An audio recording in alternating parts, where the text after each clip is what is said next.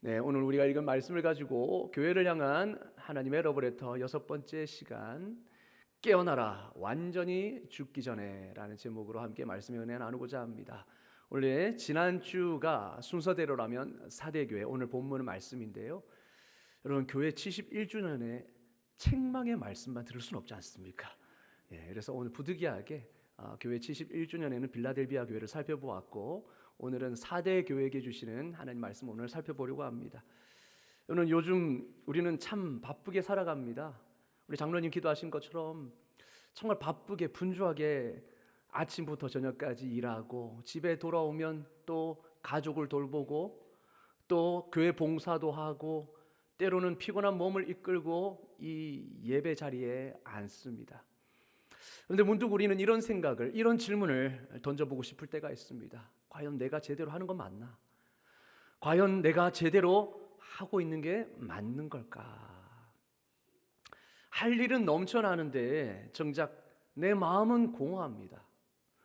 예배 시간에도 감동도 없고, 기도가 형식이 된 지 오래고, 겉으로는 살아있는 그리스도인이라는 이름, 교인이라는 이름은 갖고 있는데 내면은 점점 메말라가고 있는 우리의 모습은 아닌가? 한번 질문을 해볼 때가 있습니다. 마치 매일 출근은 하지만 일에 대한 열정은 사라진 직장인처럼, 그리고 매일 밥은 먹지만 식욕을 잃어버린 그런 사람처럼, 교회에는 나오지만 주님의 관계는 희미해져가는 그런 우리의 모습이 있습니다. 오늘 본문에 등장하는 4대 교회가 바로 그런 모습이었습니다. 살았다 하는 이름은 가졌으나 실상은 죽은 자로다 라는 이 책망의 말씀을 4대 교회는 들었죠. 여러분, 이 말씀, 이 주님의 이 말씀은 단지 옛날의 4대 교회를 향한 말씀이 아니라 오늘을 살아가는 우리에게도 너무나도 현실로 와닿는 말씀이죠. 이 시간 주님께서 말씀하십니다. 깨어나라 완전히 죽어버리기 전에.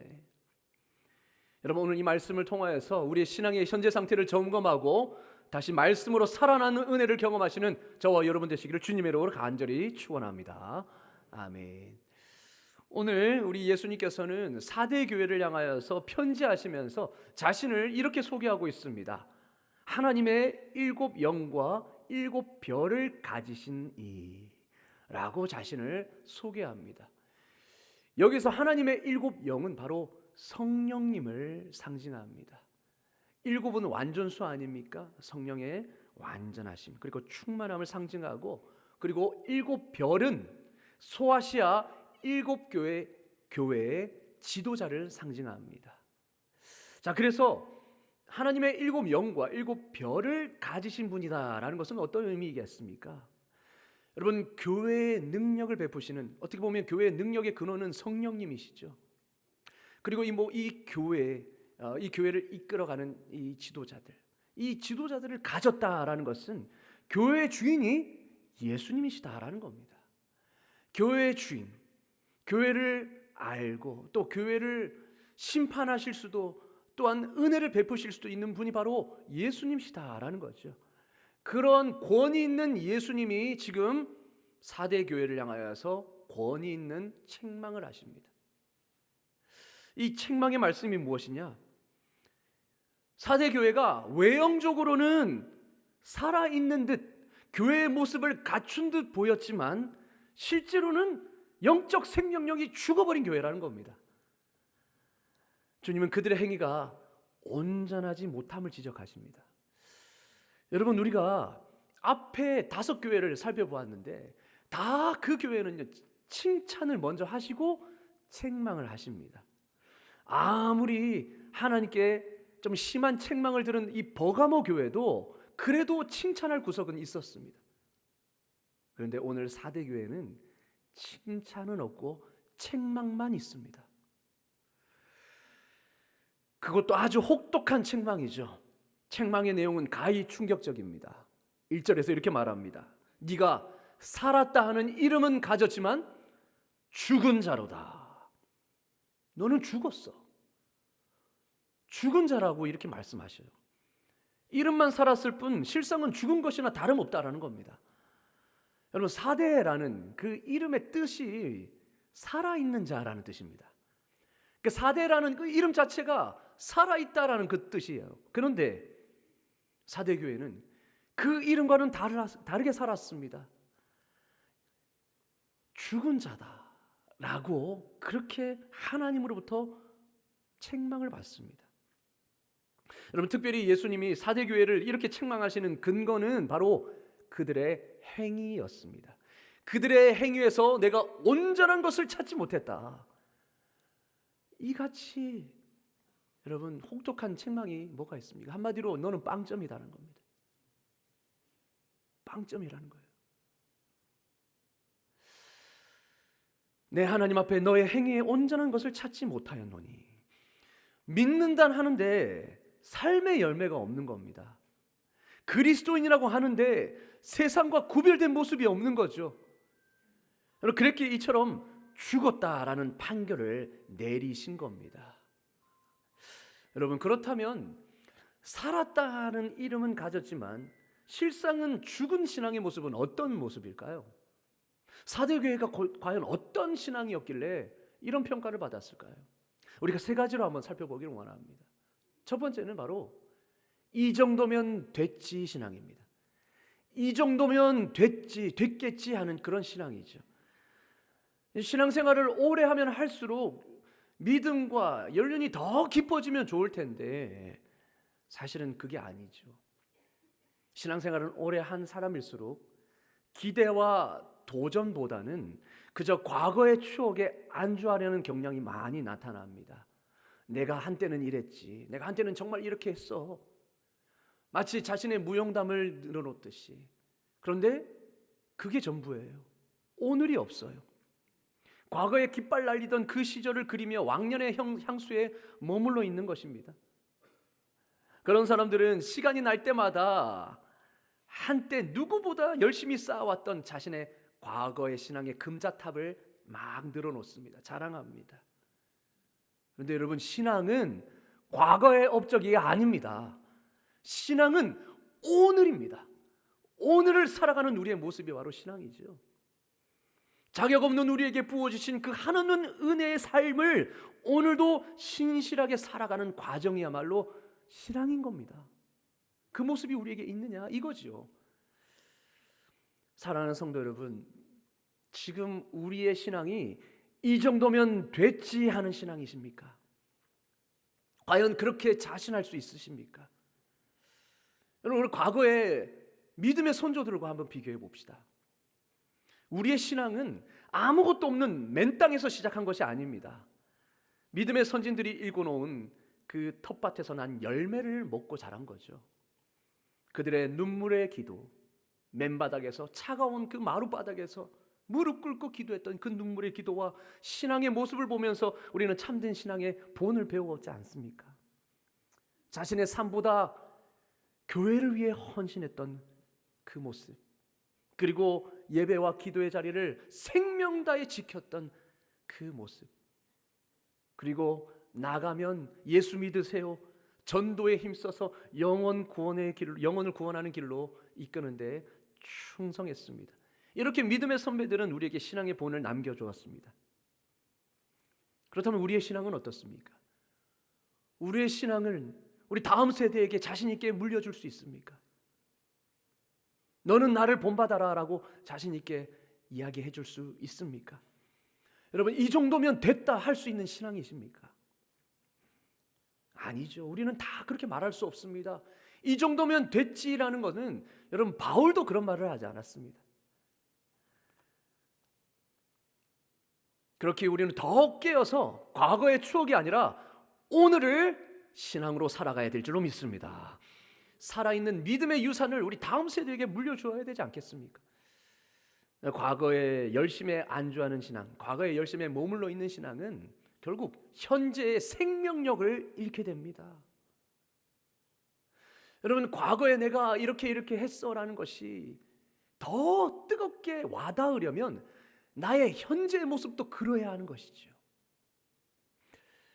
신앙은 오늘의 삶에서 드러나야 하는 줄로 믿습니다. 자, 그런데 사대 교회는 이 정도면 됐지, 그냥 현실에 안주하는 모습을 보였던 거죠. 그리고 두 번째로 살았다는 그런 이름은 가졌으나 실상은 죽은 신앙은 어떤 모습이냐?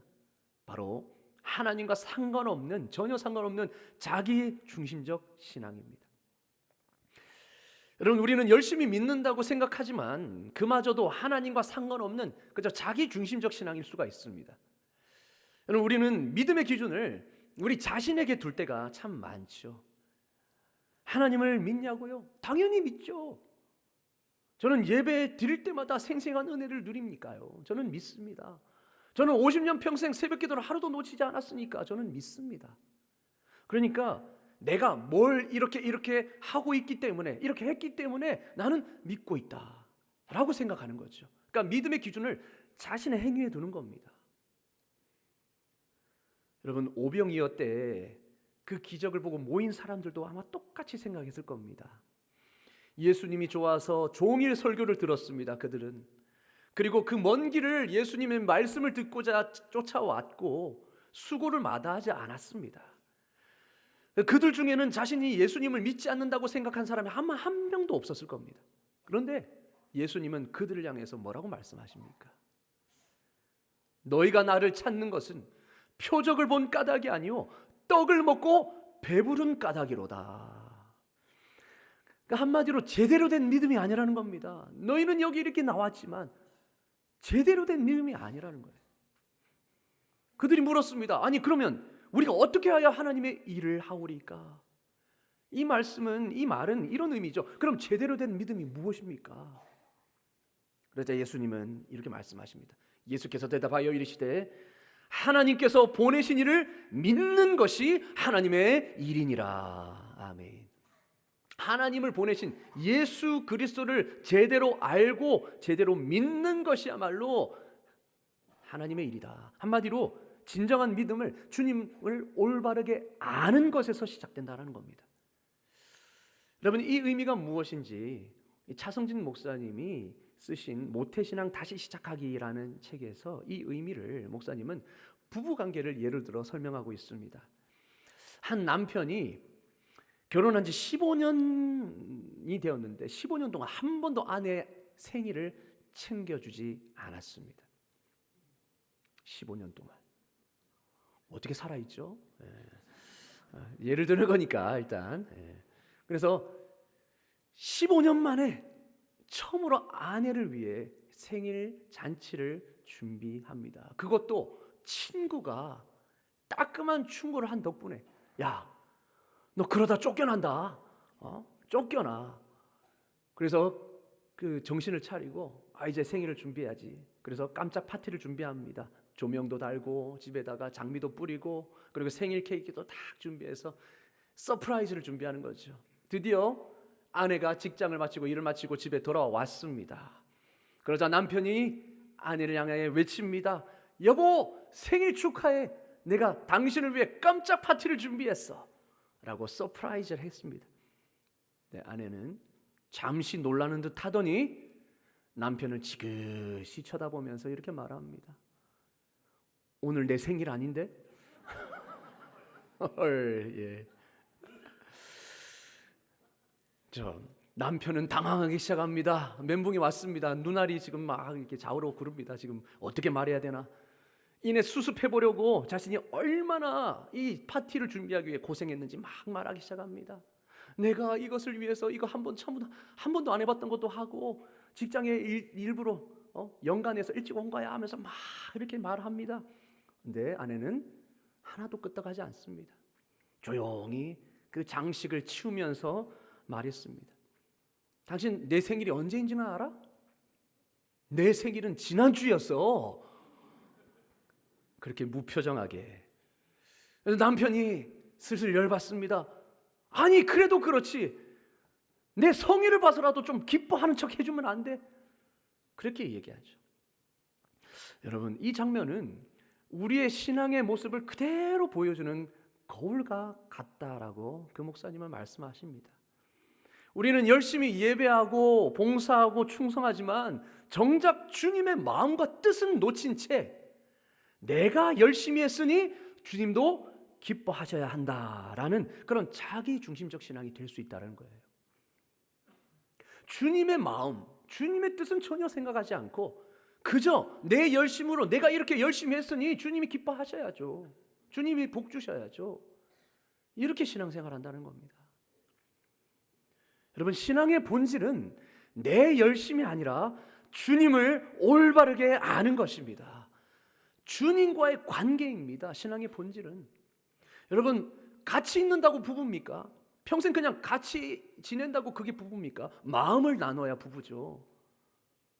같이 있으면서 제대로 된 마음을 나누는 대화조차 하지 않는다면 여러분, 그것은 올바른 부부라고 할 수 없습니다. 마찬가지죠. 하나님과의 관계도 정말 마음과 마음을 나누는, 하나님의 마음이 내 안에 말씀으로 거하고 내가 그 말씀을 통하여서 주님 앞에 아뢰고, 그러한 영적인 소통이 없는, 관계가 없는 그런 신앙, 그냥 자기 열심만 있는 그 신앙은 결국 자기를 위한 신앙이라는 거예요. 자기를 위한 거. 우리는 착각하기 쉽습니다. 내가 이렇게 열심히 했는데 주님 받으시지. 아니에요. 이거는 자기 열심이라는 겁니다. 주님과의 관계가 없이 드리는 열심은 결국 나를 위한 것이고, 그런 신앙을 주님은 기뻐하실 수가 없는 거죠. 마치 아내의 생일도 모르고 생일 잔치를 한다라는 그 남편을 바라보며 기뻐하지 않는 아내처럼 말이죠. 여러분, 그리고 세 번째로 이름은 있지만 실상은 죽은 신앙은 어떤 모습이냐? 일상의 분주함과 세상의 문화에 마취되어 깊이 잠들어 버린 신앙입니다. 세상의 문화에 마취되어서, 일상에 마취되어서 영적으로 둔감해져 있는 신앙. 여러분, 예수님께서 4대 교회에 보내는 편지에서 한 가지 흥미로운 사실을 발견할 수 있는데요. 다른 교회들과 다릅니다. 4대 교회 편지의 내용을 보면 다른 교회들은 다 뭐가 있나 하면 이단의 유혹이 있었고요, 그리고 외부의 핍박이 있었습니다. 에베소 교회는 자칭 사도라 하는 거짓 교사들이 유혹했었고 침투했었고, 그리고 버가모 교회는 발람과 니골라의 교훈이 있었습니다. 이단의 가르침이 있었어요. 그리고 두아디아 교회에는 이세벨의 거짓 교훈이 유혹했습니다. 그런데 4대 교회는 어떤 이단의 방해도 언급되지 않습니다. 또 서머나 교회는 외부의 핍박이 있었죠. 환난과 궁핍이 있었고 자칭 유대인이라고 하는 그런 사람들의 방해가 있었습니다. 그리고 그렇게 욕을 들었던 버가모 교회도 충성된 증인 안디바가 외부의 핍박으로 순교를 당했죠. 그런데 4대 교회는 이러한 외부의 공격도 언급되지 않습니다. 외부의 핍박이 있었다라고 말하지도 않아요. 여러분, 이것은 무엇을 말합니까? 그만큼 4대 교회가 이미 영적으로 죽은 교회였다는 것을 반증하는 것입니다. 여러분, 세상과 짝하며 불신자들과 다를 바 없는 삶을 살고 있었기 때문에 사탄이 이단의 공격으로 괴롭힐 필요도 없고 외부의 핍박으로 그렇게 시험할 이유도 없었던 거죠. 그만큼 4대 교회는 일상의 바쁜 분주함과 이방의 세속 문화에 마취되어서, 세상에 마취되어서 영적으로 깊이 잠든 상태에 있었다는 겁니다.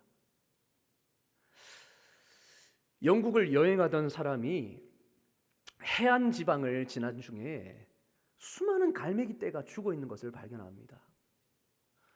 그래서 궁금해서 죽은 갈매기 떼를 치우고 있는 인부들에게 다가가서 묻습니다. 아니, 왜 이렇게 갈매기 떼가 이렇게 많이 죽어 있습니까?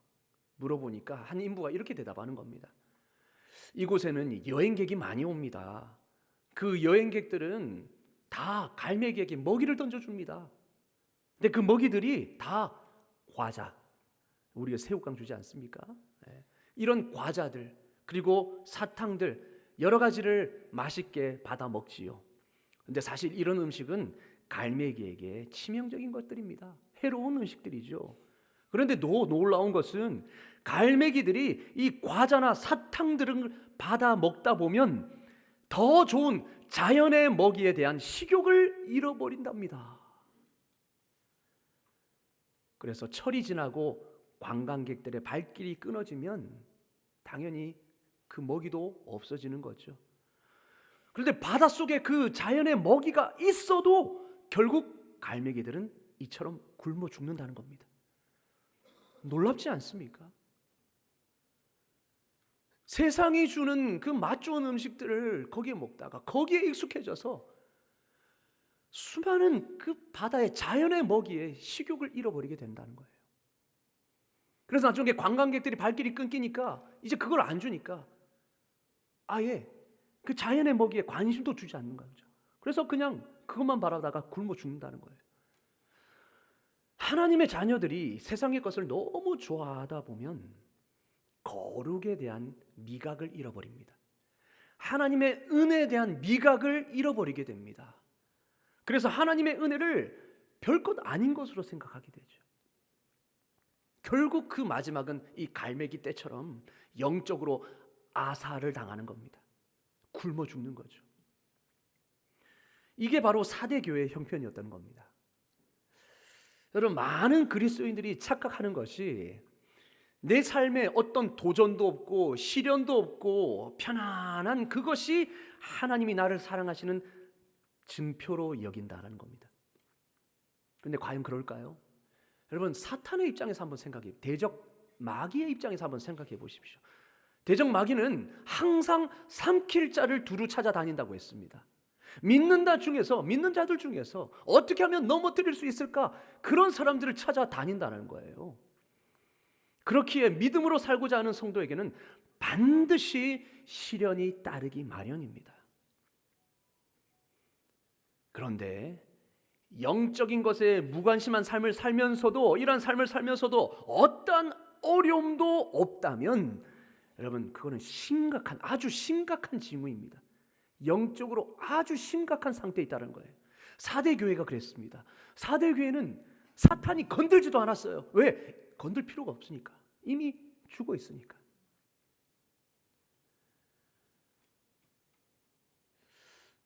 여러분, 이렇듯 4대 교회는 교회라는 이름은 있지만 실상은 생명력이 죽어버린 교회였습니다.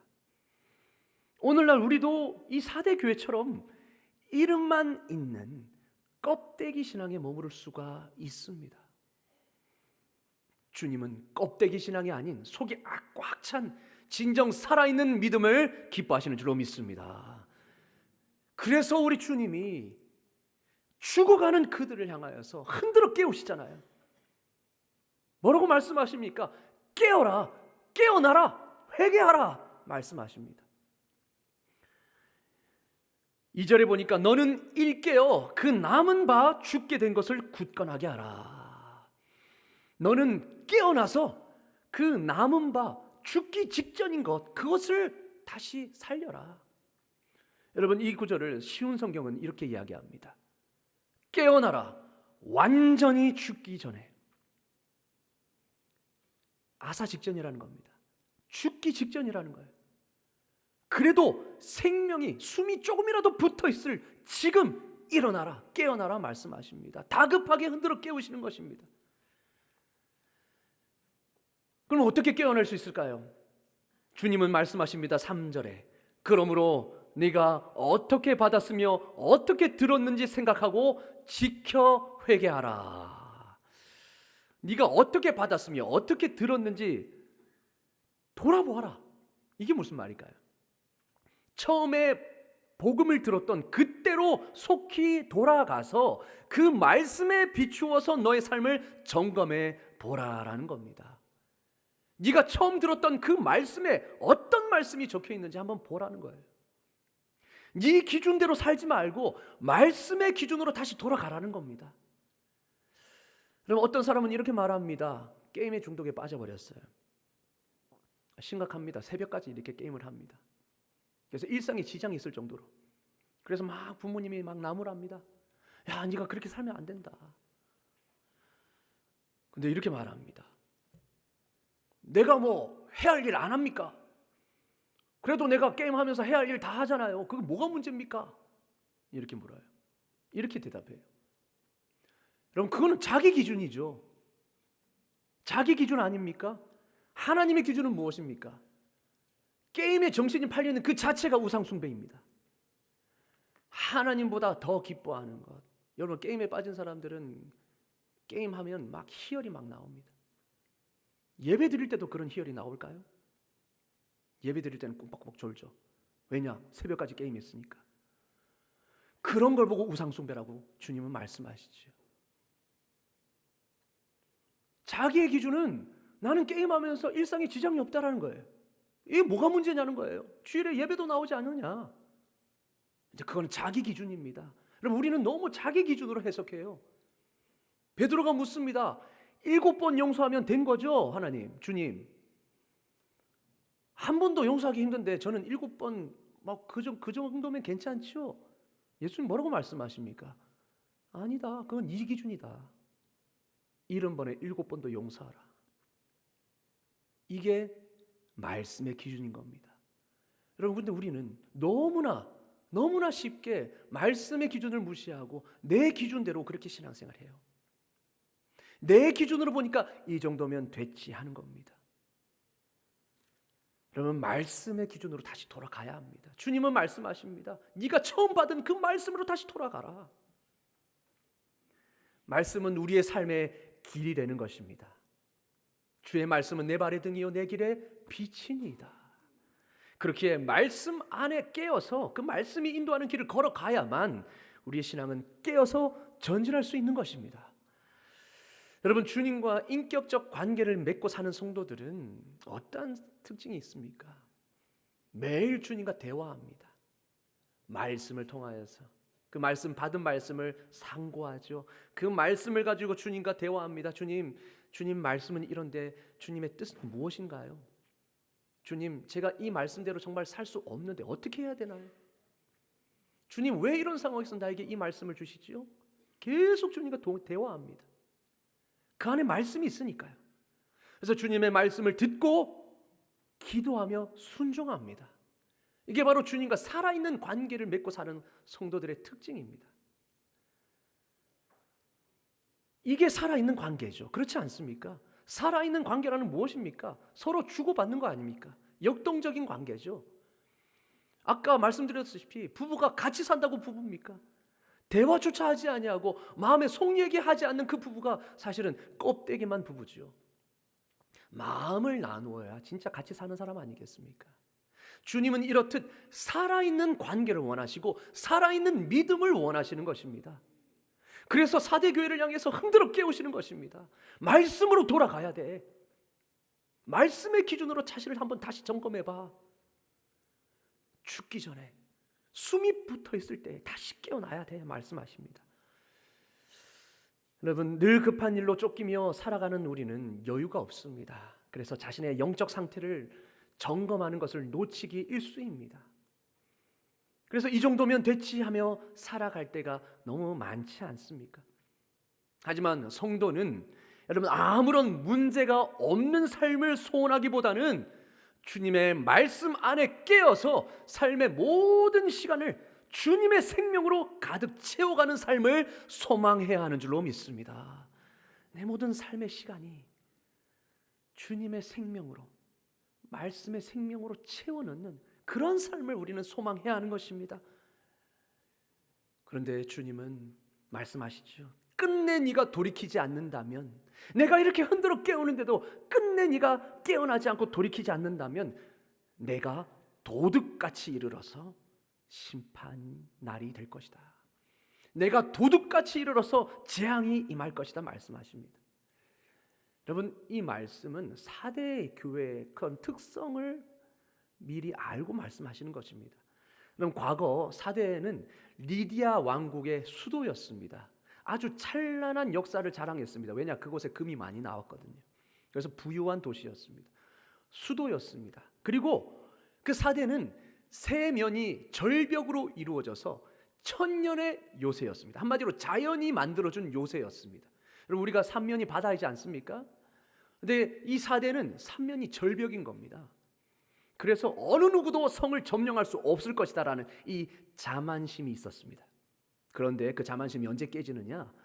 BC 546년 페르시아의 키루스 왕, 성경에는 바사의 고레스 왕이라고 소개가 되죠. 이 고레스 왕이 사대를 둘러싼 절벽에 사람이 오르락내리는 통로가 있다는 걸 발견합니다.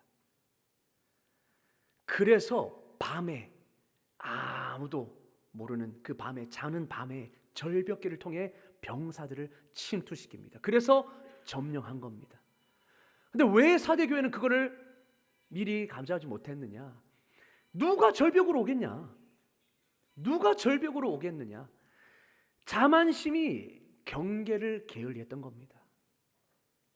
그래서 우리는 안심해도 돼라는 이 자만심, 그래서 현실에 그냥 안주하다가 결국 야밤에 함락돼 버린 거죠. 또한 AD 17년에 4대 갑작스러운 대지진이 일어납니다. 그래서 모든 도시가 그냥 건물이 무너지고 황폐화됩니다. 이 영향을 빌라델비아도 받은 거죠. 그러니까 이런, 여러분, 안일한 삶에 머물러 있다가는 밤에 야습해오는 적군처럼, 그리고 갑자기 일어나는 지진처럼, 여러분, 지진이 예고하고 일어납니까? 아니잖아요. 그렇게 주님의 심판도 그렇게 임한다라는 겁니다. 아무도 모르게. 회개하지 않는 사람은, 깨어나지 않는 사람은 주님이 다시 오시는 날이 치욕스럽고 두려운 날이 될 것입니다. 그리고 피하고 싶은 날이 될 것입니다. 여러분, 우리는 언제 주님 앞에 설지 모르는 존재잖아요. 내일을 장담할 수 없는 인생 아닙니까? 여러분, 참 사건 사고를 보면 참 저렇게도 사람이 목숨을 잃을 수 있구나 하는 일들이 얼마나 많이 일어납니까? 나는 내일 이렇게 해서 더 좋은 내일을 만들리라. 여러분, 누가 장담할 수 있습니까? 주님이 언제 오실지 우리는 모릅니다. 그러나 주님은 반드시 오십니다. 개인의 종말로 오시든 아니면 세상의 종말로 오시든 반드시 마지막은 옵니다. 그렇기에 여러분, 늘 깨어서 주님 앞에 부끄럽지 않는 삶을 살아야 될 줄로 믿습니다. 아멘. 정리하겠습니다. 여러분, 오늘 주님의 이 말씀을 여러분 어떻게 생각하십니까? 어떻게 받으셨습니까? 주님, 저는 아니지요. 저보고 하시는 말씀은 아니지요. 저는 여기에 해당 사항이 없지요. 혹시 그렇게 생각되십니까? 저는 아니라고 생각합니다.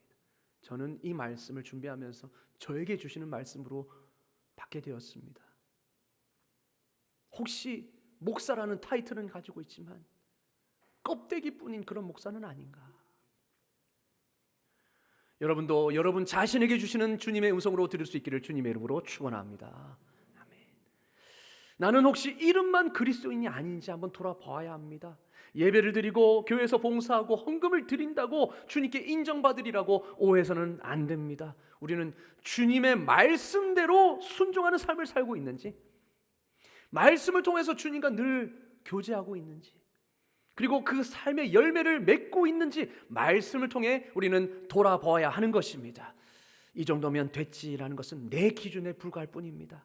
그래서 여러분, 진정 주님의 마음에 꼭 맞는, 주님의 마음을 시원케 하는 삶을 살아야 될 줄로 믿습니다. 오늘 주님께서 사대교회를 향하게 하신 이 말씀은 이름만 있는 신앙이 아닌 살아있는 믿음을 회복하라는 강력한 도전이자 흔들어 깨우는 말씀입니다. 여러분, 이 말씀 앞에서 우리는 다음의 것을 결단하길 소망합니다. 무엇이냐? 매일의 삶 속에서 주님과의 관계를 말씀으로 점검하겠습니다. 말씀을 통해서, 내 기준이 아니라 말씀을 통해서 주님과의 관계를 매일 점검하겠습니다. 또한 과거의 열심에 안주하지 않고 오늘도 주님 앞에 깨어있는 삶을 결단하겠습니다. 여러분, 이 결단으로 나아가시기를 주님의 이름으로 축원합니다. 주님은 말씀하십니다. 완전히 죽기 전에, 숨이 붙어있을 그때에 깨어나라. 여러분, 지금이 바로 깨어날 때일 줄로 믿습니다. 깨어나기를 결단해야 될 줄로 믿습니다. 주님 앞에 다시 서서 생명력 있는 신앙으로 회복되는 은혜가 저와 여러분에게 있기를 주님의 이름으로 축원합니다. 아멘. 기도하겠습니다. 사랑의 주님, 오늘 사대교회를 향한 하나님 말씀을 통하여서 우리의 신앙을 돌아보게 하시니 감사합니다. 겉으로는 살아있는 듯하지만 내면은 메말라 있었던 우리의 모습을 주님 앞에 고백합니다. 완전히 죽기 전에 깨어나라 하신 그 주님의 음성 앞에 지금 이 순간 깨어나기를 결단합니다. 과거에 열심히 안주하지 않게 하여 주시고 자기 중심적인 신앙에서 돌이켜 말씀 안에서 주님을 올바로 아는 믿음으로 다시 서게 하여 주시옵소서. 또한 세상의 유혹에 잠들지 않게 하시고 매일의 삶 속에서 주님과 동행하며 생명력 있는 신앙으로 살아가게 하여 주시옵소서. 주님, 우리를 깨워주시고 회복시켜 주시옵소서. 예수 그리스도의 이름으로 기도드리옵나이다. 아멘.